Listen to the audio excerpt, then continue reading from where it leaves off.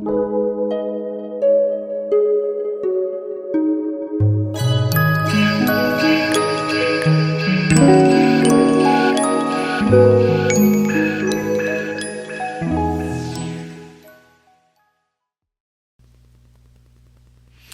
everyone, how are you doing? Before I start today's video, I would like to say thank you for all your contributions to the database. I heard that now all my games have SGF files. So if you ever want to get some SGF files of my past videos, please feel free to use the database. You know where to find, right? And thank you so much for all your donations as well. After the last video, although I didn't mean to ask you for donation, some of you very kindly sent me some support. So thank you very much, and let me start today's video. Today I would like to tell you about the story how I became a professional Go player. Do you think it's an interesting topic? I hope so. So shall we start? So let's look at the timeline first. I started playing when I was 5 years old. Both of my parents like to play Go, and they used to play each other on like Sundays in our living room. And then I would be around my parents, and then one day I asked them to teach me how to play the game. So that's how I started. And when I was 6 years old, I won my first tournament. I know it's very soon, right? My hometown is called Daejeon, and it was Daejeon Mayor's Cup. And they had a separate division for all preschoolers, and then I won that division. And I think that's when my parents and my Go teacher thought I was somewhat talented in Go.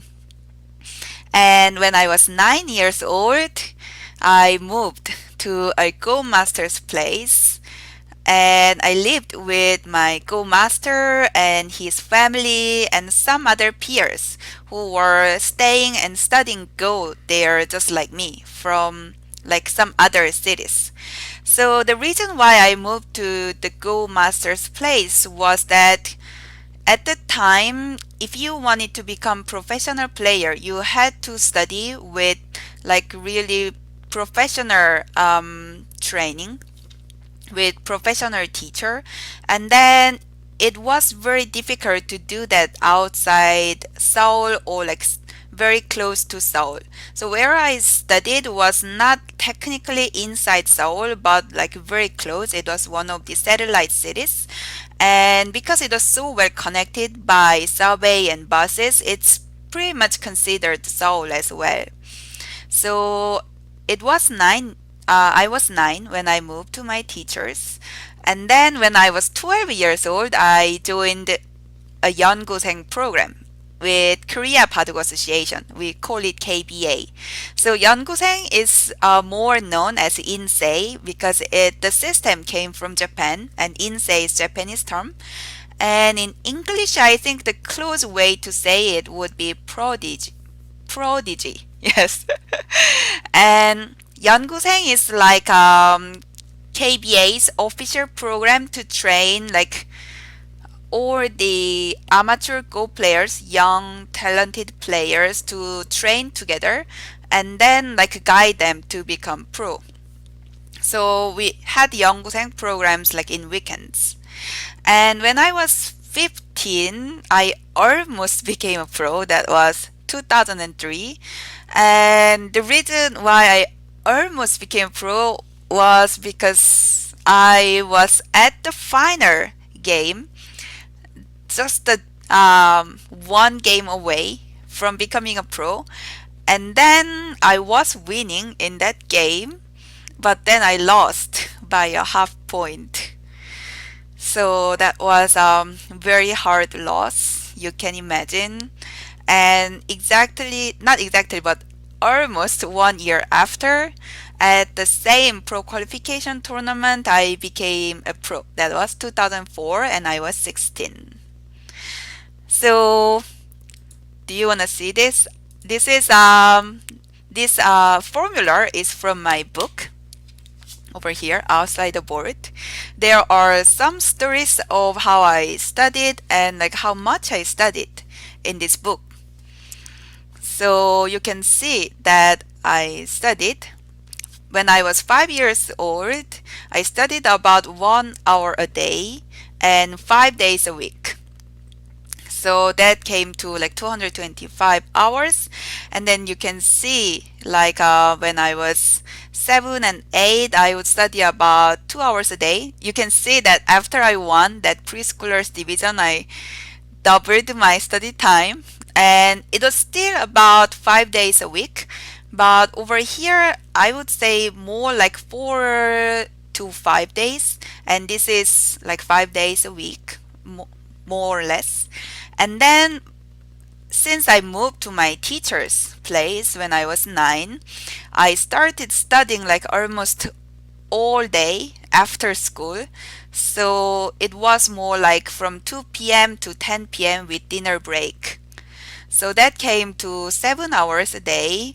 And then I would say over here 5 days a week plus some weekends with weekends tournaments. So that came to like over 5,000 hours. And then when I was 12, I became like 연구생 or insei, about 12.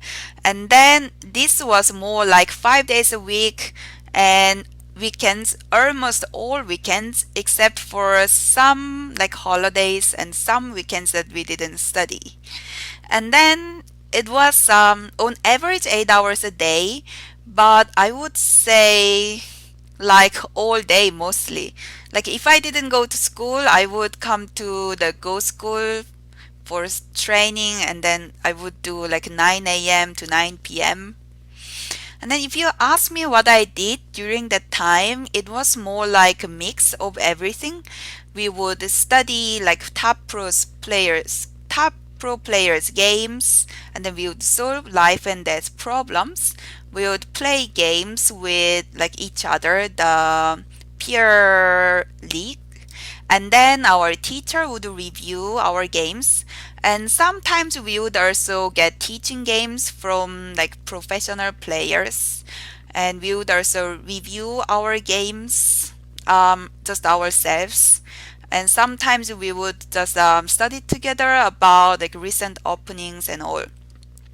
So if you are like at the Go School for like 7 hours, the 7 hours would be like broken into like 1 hour or 2 hour slots. And since like just playing one game would take over an hour very easily, the time would pass very quickly. We couldn't like really get bored or anything like that. So when I added all these hours up, I realized that it was about 21,000 hours that I put in order to become a professional player. It's a lot, isn't it?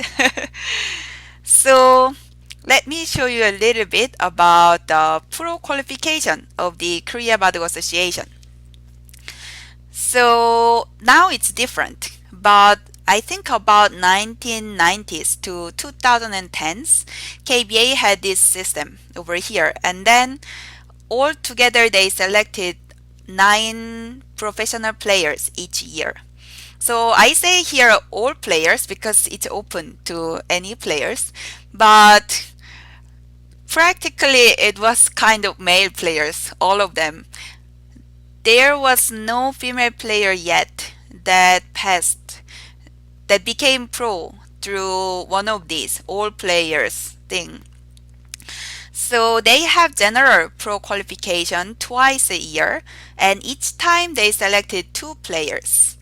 And one was in April, one was in November. So from here they had 4 pros. And there is a one pro qualification once a year, and this one is only for 연구생. So only the like top 연구생, maybe about 12 or 8 would be invited to do this qualification, and top 2 of them would become pro in July. And then there is this points pro. So 연구생 system or INSEE system had 12 leagues, one per month, 12 leagues per year, and then from each league we would get points. So the top division, the first place would get like 30 points, and the second place like 27 points, and 24 points, 22 points, like this. And then you accumulate these points throughout the year, and then the player with the highest point would become a pro. And then we have separate pro qualification for female players, because for some reason I'm not getting into this debate why male players are stronger, but for some reason male players are stronger in Go.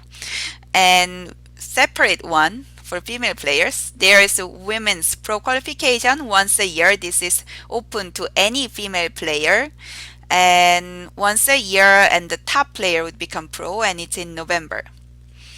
So in 2003 and 2004, both qualification was from this one that I'm talking about.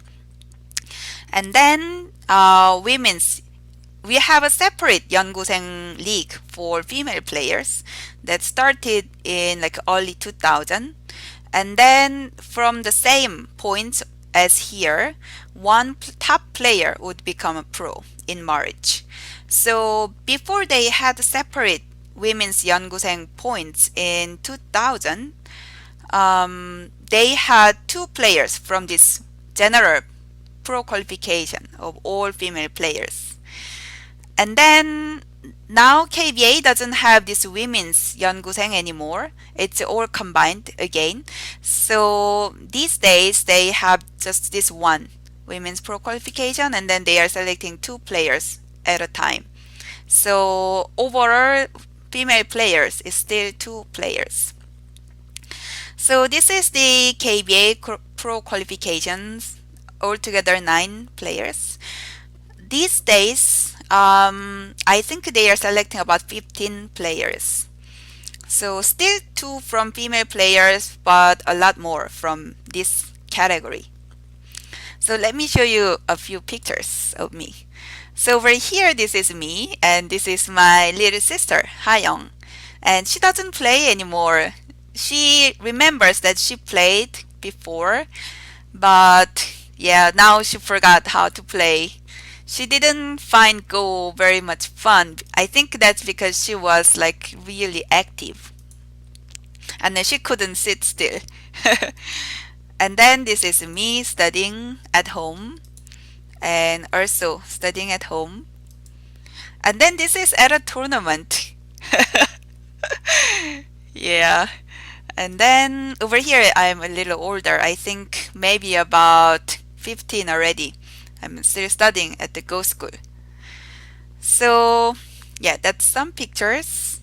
And then going back to here, I'm going to show you 2 games today in this video. The first one over here, that I almost became a pro, and the second one, how I became a pro over here. So we will start with this game. So let's go.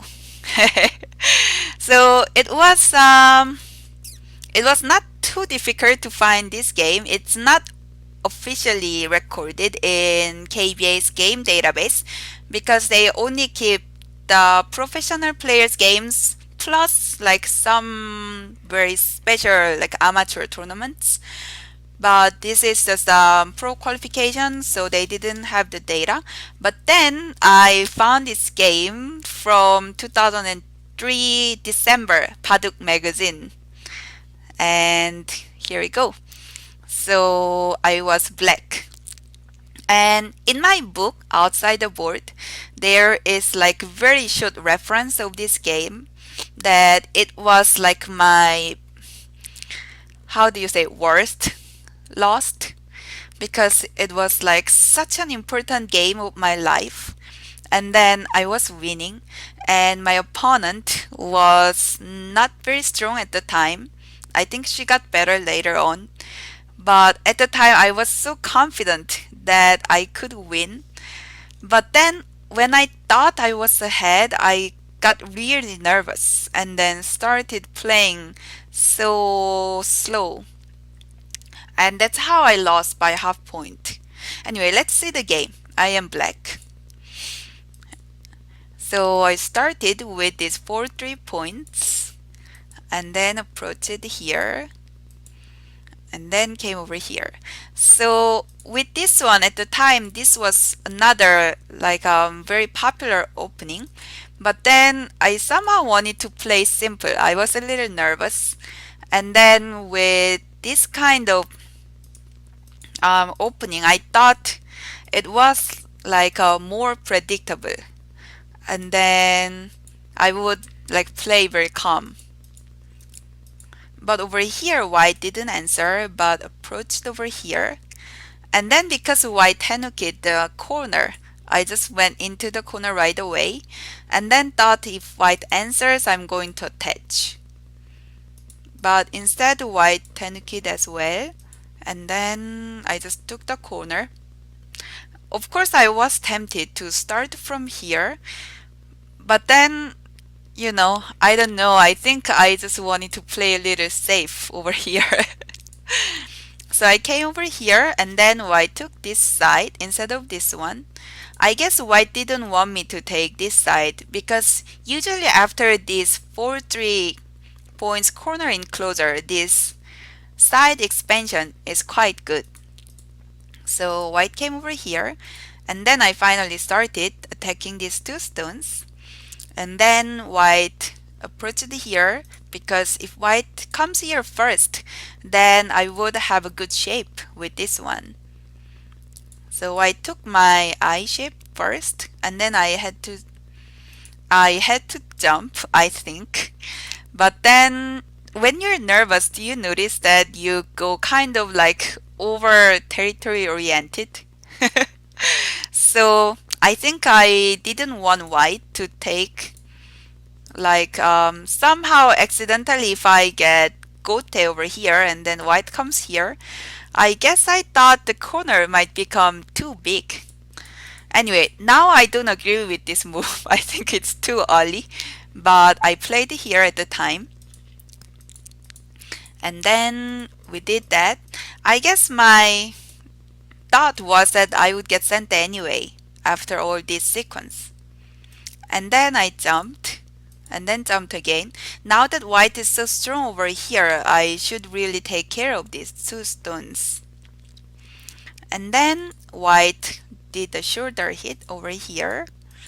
And I exchanged this and then Tenukid over here.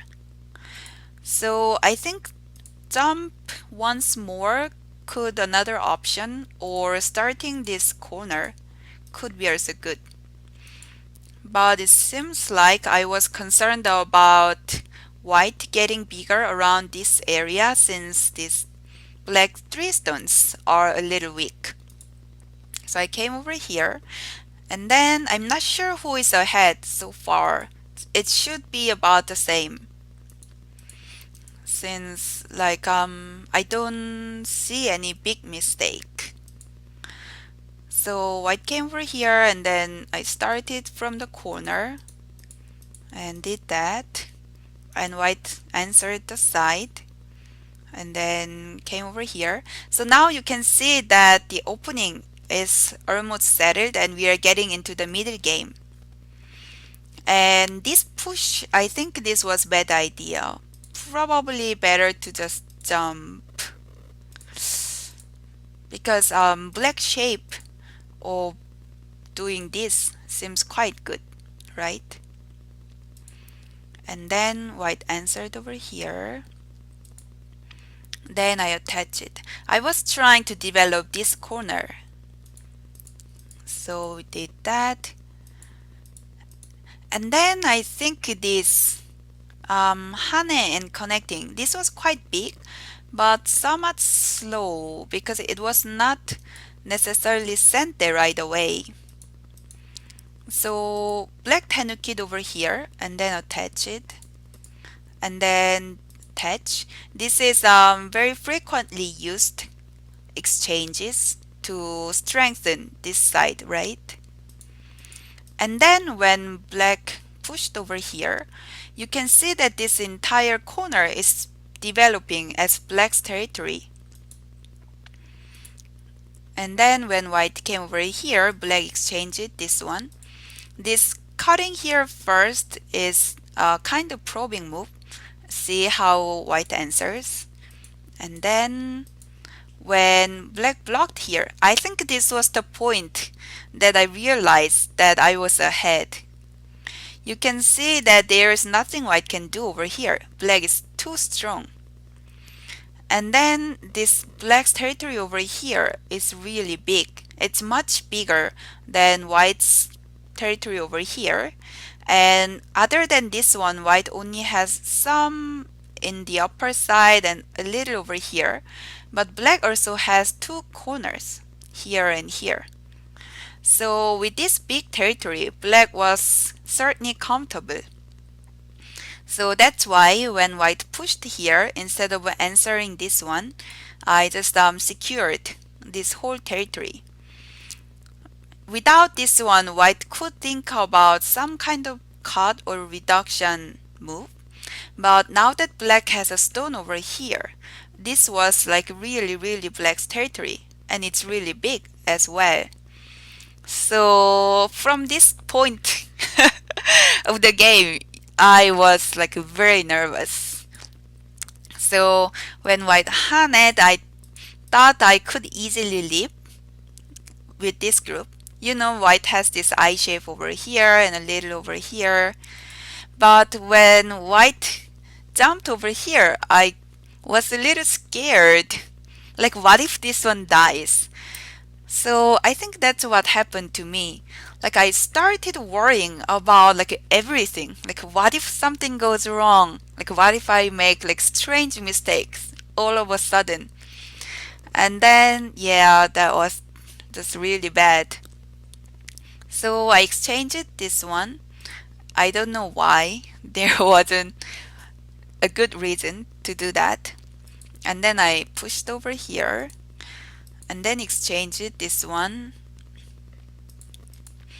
And then at this point, I realized that I was making this group weaker. So I stopped doing anything over here and then just tried to leave over there.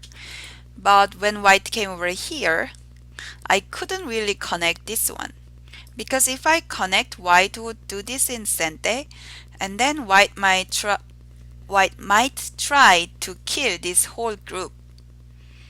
And then I thought there was a real chance that black group could die. If I wasn't ahead, or if this game wasn't so important, I would have thought that it shouldn't be a problem. I can exchange this, and this is Sente.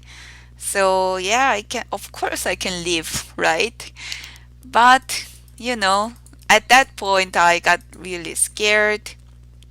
So when white came over here, I just exchanged this one and then left. And white could cut these 4 stones off, but I thought even after these 4 stones, I could still win.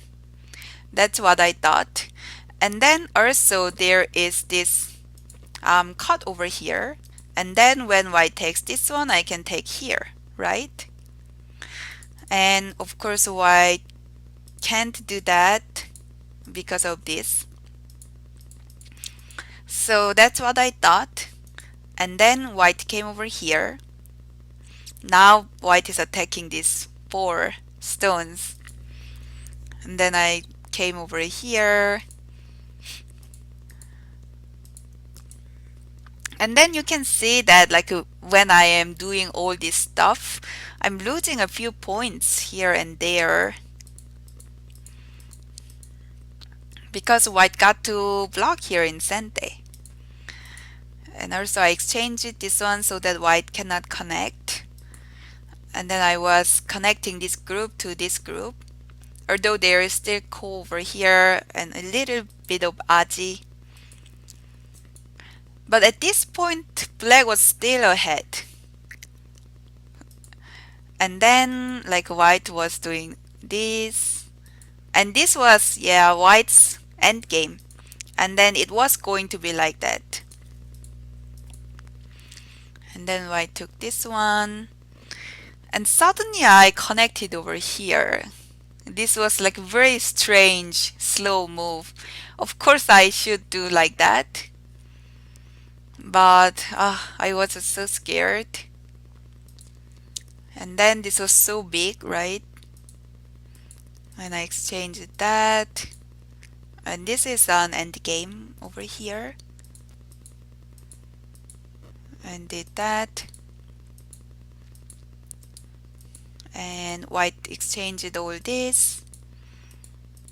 And now it's an end game. And then I should have realized that the game was very close at this point. Exchange this one. I kind of knew that it was close, but then I thought I would still win because I was ahead, and at this point I was in Byoyomi in countdown. So I couldn't count very perfectly, but I was confident because I was ahead. So this was a little small over here. I did that because white could start a ko over here, but doing ko was not very big, so I should have just done some other bigger endgame. But because I was so afraid of any like change, I didn't want to have a ko fight. And over here, this is like a very bad mistake. When white did that, I should have just ataried over here. That's really easy, right? And then white will certainly answer over here. And then I would just do some endgame. In the actual game, when white connected here, suddenly I thought this was sente. And of course, once this one is ataried, it's not sente, right? It's alive, the black corner.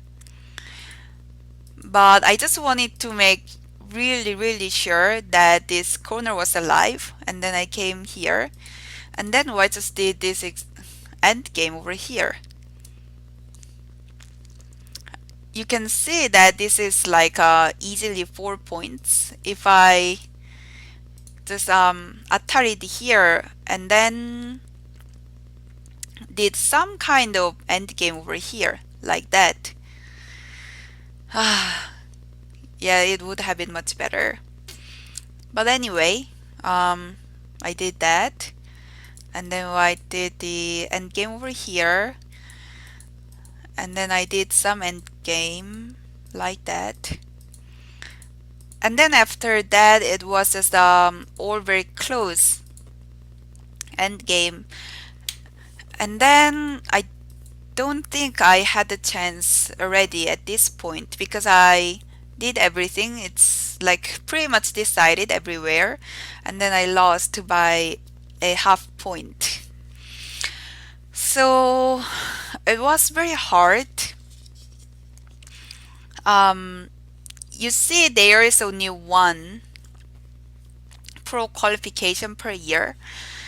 And although there is this point thing, I wasn't going to be the top 연구생 in this year because right before this pro qualification, I did very poorly in, like, if this was in November, in October league, I did very poorly.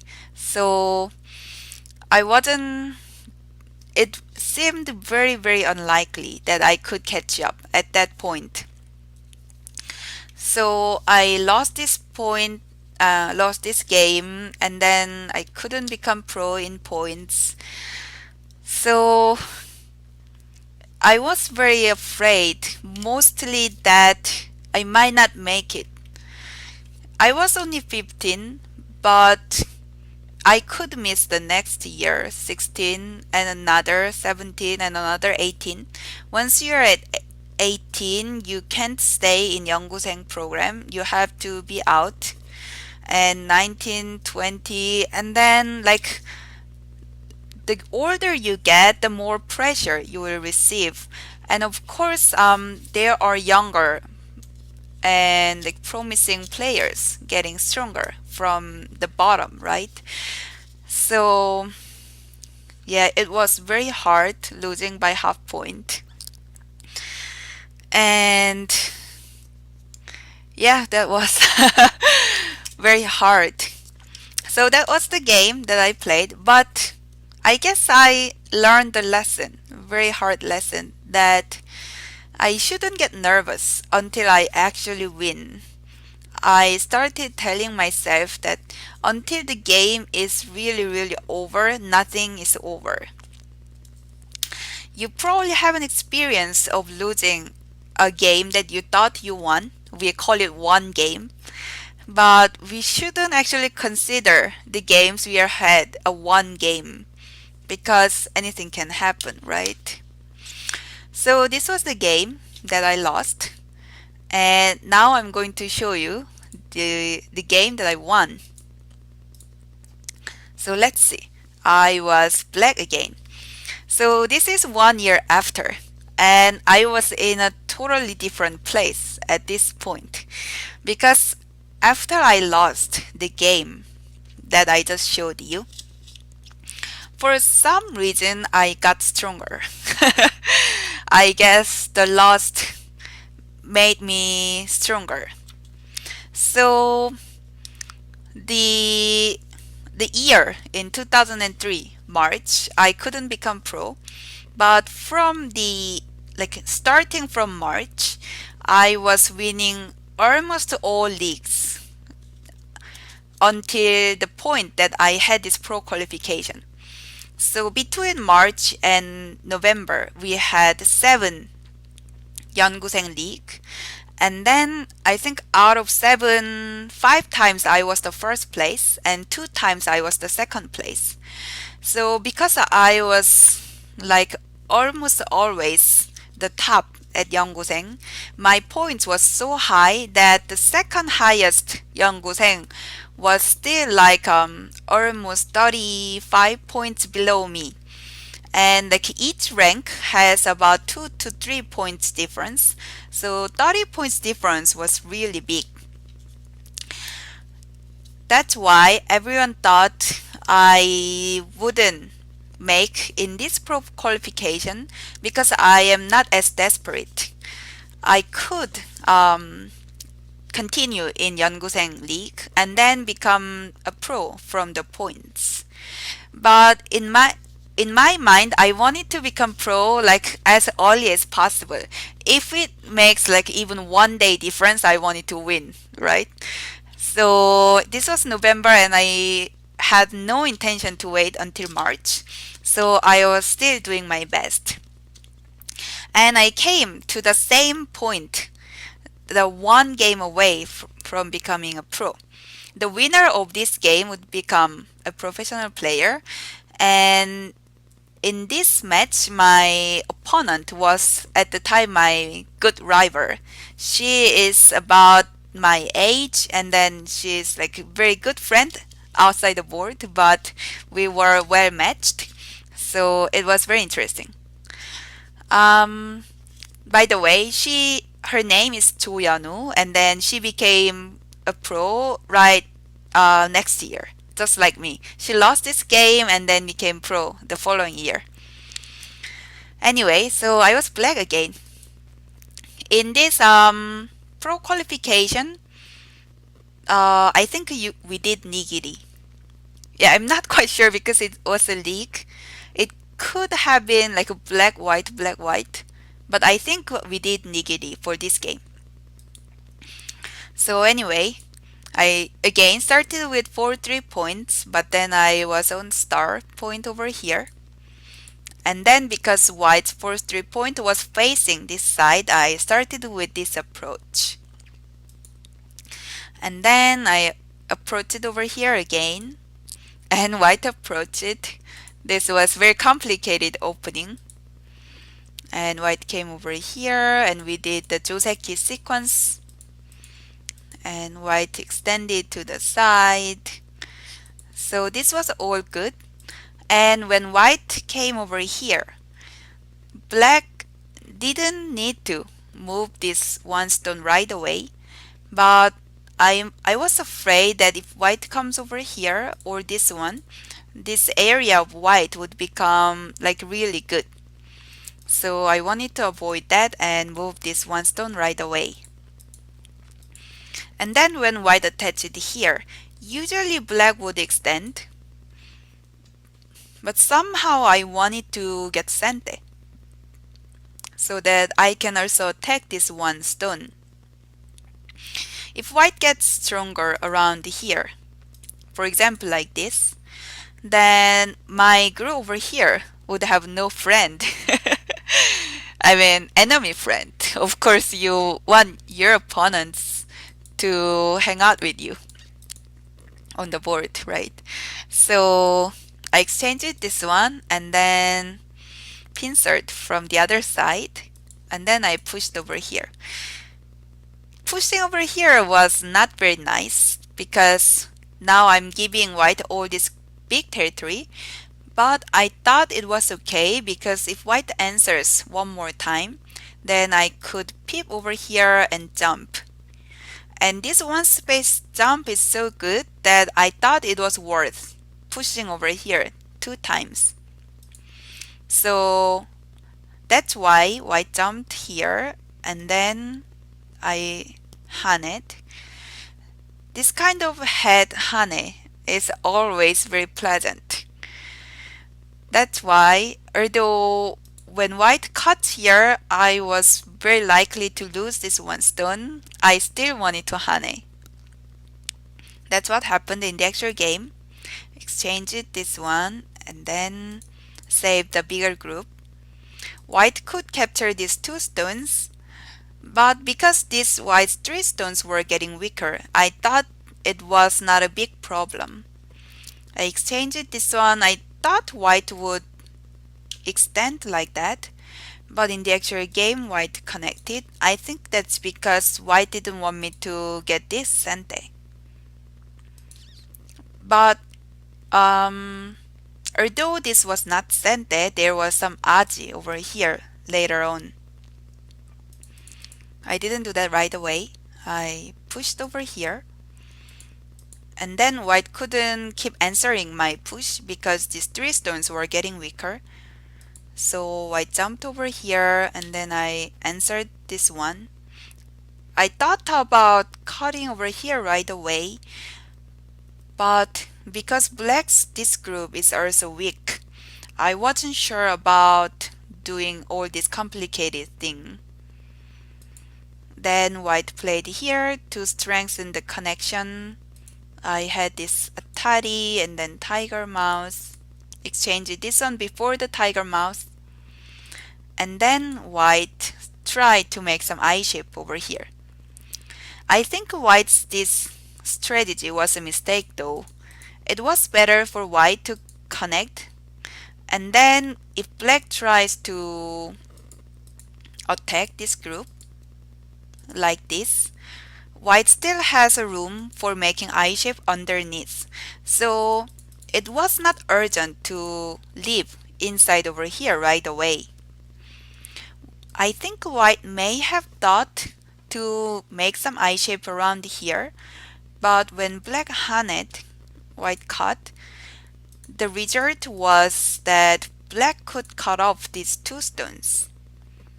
After this, although white's this group is completely alive, the black's shape over here was really good. And this potential area, although it's white's turn and white can split, black can still follow up and then make a still big territory like this. And because black is so strong, it's difficult for white to start any fight over here. White just took some points over here, but this black's territory was developing too big. And that's why white tried to save these 2 stones. But you can see that black is very thick around here and white's upper side is also a little thin. So when black was attacking this white, white was in a big trouble. White tried to save this center, but there's no clear connection to the right side, while white kind of needs to answer all this upper side. Because even if white is connected, if all this upper side becomes black, then there's no point of reducing this part of center, right? So white had to answer, and then I was attacking, like kind of making a big net of this group. And still this tiger mouse over here is very pleasant for black. White couldn't be answering like this, that would be too slow. So white attached it over here. But then I just simply connected this one stone, and now the center was getting weaker again. White tried to connect. And then when I extended over here, this white's side was so dead. There was a little bit of aji of coming over here and then doing that. But it's a very difficult code fight that white has to have so many code threads like this one. And then like if black comes over here, white has to cut, and then black can keep taking this one while white has to make many moves around here. Other than this code, there is nothing else. For example, just connecting over here can't save this white because black would do like this, and then this is dead. You can see that, right? So because white lost this side, the damage was too big. White connected over here and finally like secured the upper side and the center, but this was too big. And then it was black's turn. So I started this hane. Over here, white was a little thin. I thought if I don't make anything, I could still gain some points by bullying this white's group outside. And white's proper move was to block over here, although it's a little annoying that black can do something like that. In the actual game, this was a big mistake because when black exchanged this one and connected here, white couldn't come to this side. Black would attach over here, and then this would be alive like that. Even if white doesn't exchange this one, black can still do that, and then this would be alive. If white tries to exchange this one, then black can just push like that and then leave like this. So because white couldn't extend over here, white had to answer. And when black haned here, it was just over. If white blocks here, black would atari and connect. And white has to come here and black would connect. In the actual game, white cut over here. And at a glance, it seems like this black group is in trouble. Because even after this exchange, there's no way white can leave. And this white group is also alive, like this. Right? But there was this thing that black could do. Can you guess? So instead of exchanging this one, black can exchange this connection. If white blocks here, black will leave. So white has to come over here, and then instead of doing that, black could attach over here. So that's what I did in the actual game. And white had to do this, and black exchanges this one, and then atari here. Now white has to take, and then black connects, and this is a capturing race, and there is no hope for white to capture this black group. It's going to be either Seki or black would win, because black just seems to have more liberties. But of course, even just the simple capturing race is no good for white, because that means all the squeeze and black's territory over here is so big. So at this point, white played just a few more moves, and then yeah, at this point, White resigned. So this was the game that I won in 2004, and with this game, I became a professional player. And in my book, my essay book, I have a short paragraph of this day, how my opponent resigned, and then had to spend some time right there sitting on the board. Even after my opponent left, I was still processing the fact that I just became a professional player. It was very, very, um, how do you say? It's emotional, kind of, or surreal moment of my life. So I became pro, and this was a picture that I took right after becoming a pro. I was still in middle school, and this is my middle school uniform. And this is a part of the magazine that had the news of me becoming a pro. And this was an interview inside the magazine. And you can see that my game was over here. That's how I found this game, by the way. I must have recorded the game somewhere, but I lost my notebook from that time. But then I found this game over here, and this is my interview and the picture. So this is the story how I became a pro. Was it interesting? I mean, I enjoyed like looking back and then like seeing these games. I hope it was interesting for you as well. So this is all I prepared for this video, and probably next time I'll have a game. So thank you for watching. Bye bye.